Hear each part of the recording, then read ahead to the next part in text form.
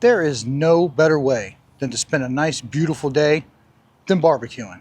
And the best part about a barbecue is a nice, beautiful burger or a hot dog.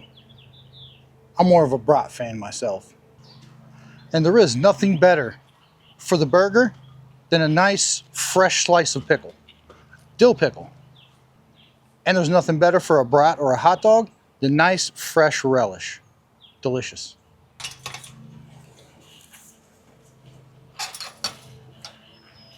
And they both come from the same thing, cucumbers. So in today's video, I'm going to show you the varieties that I'm choosing to grow that's going to maximize my yield due to a couple of very unique key features that's going to help out with that. Stay tuned. We're also going to plant these today. Today is April 20th. Shout out to all my partakers out there. If you're not already subscribed, hit that subscribe button and let's get to it. Let's get to the varieties. First variety we're growing is called Beit Alpha, and that's from M.I. Gardner.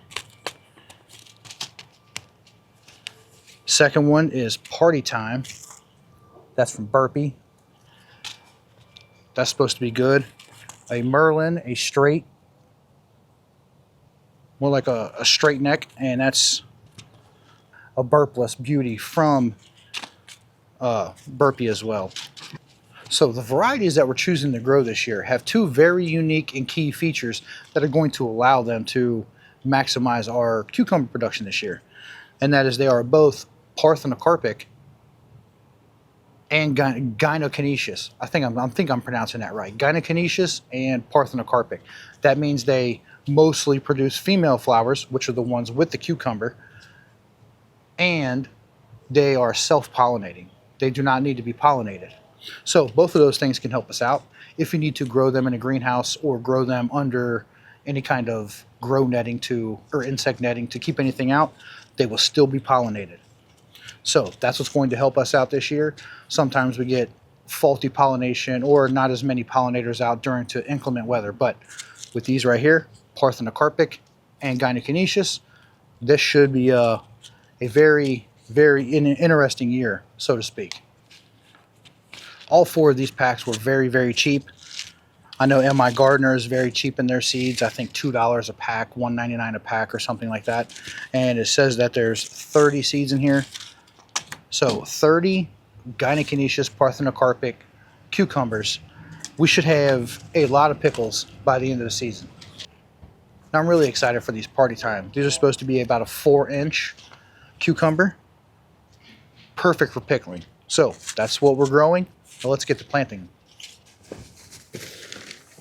Now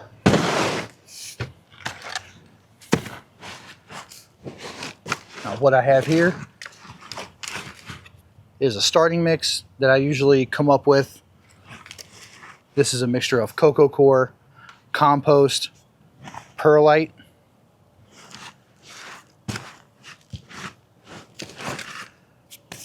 and a little bit of dry amendments like some plant tone 555 or whatever the plant tone, Espoma plant tone is. As long as it's around a same MPK, a 555, a 666, a 444, or even close to those. As long as all the MPK are represented equally. Have a couple of trays. Not going to need that many. You want a nice fluffy mix to start seeds in. You don't want anything that's going to inhibit the seed from popping out of your mix. You can make this stuff for very, very cheap. You can make a lot of it for very cheap.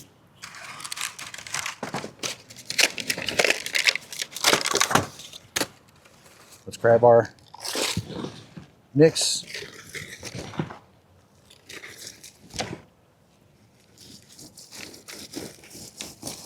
Just fill it up. If you see any sticks or anything like that that could prohibit a seed, throw it out. Corners.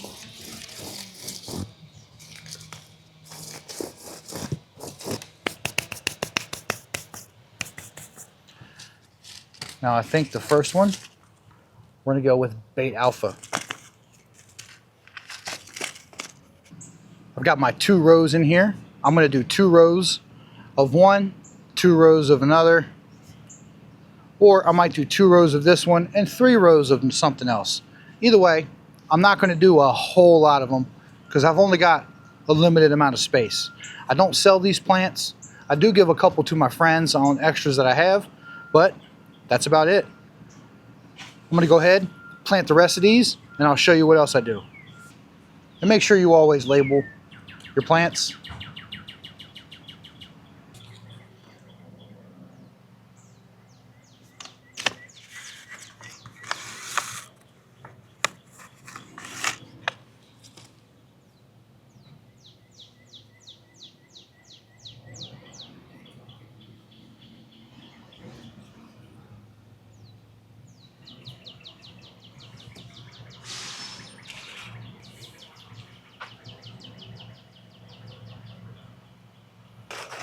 Now I'm going to take the backside of an empty one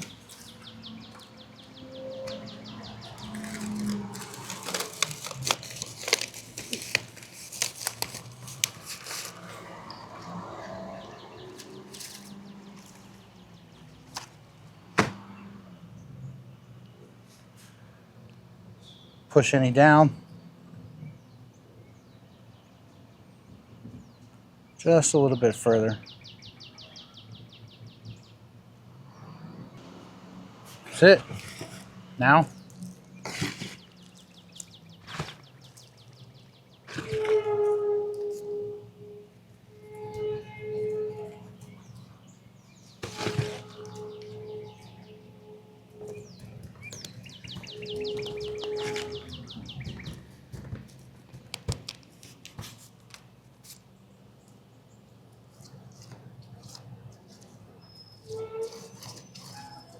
lightly brush it off.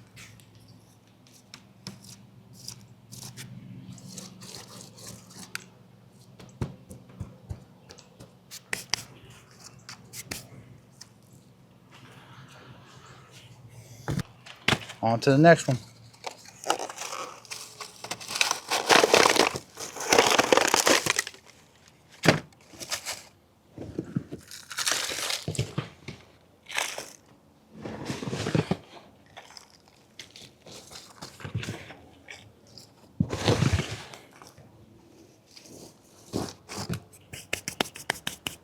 Now, moving on to our Burpless variety. This one has 70 seeds. The other ones had 15.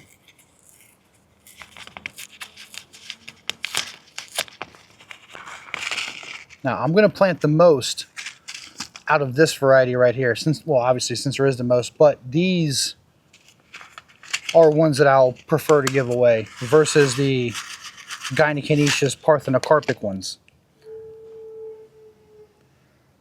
But I do want to grow some of these as kind of a trap crop to hopefully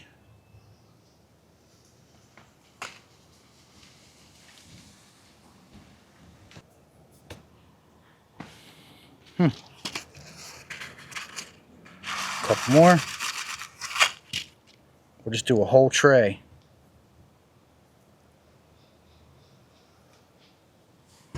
There we go. Same thing. Take our empty.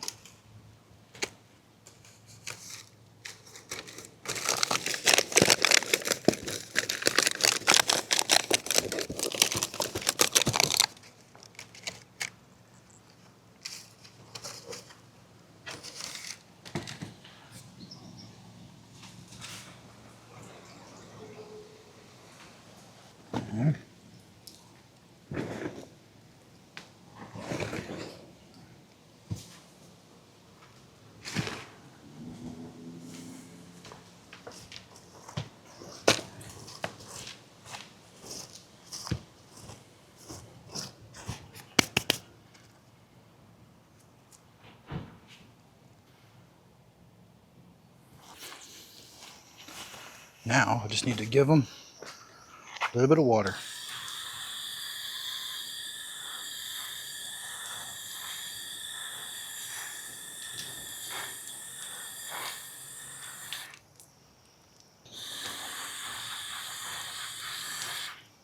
just like that.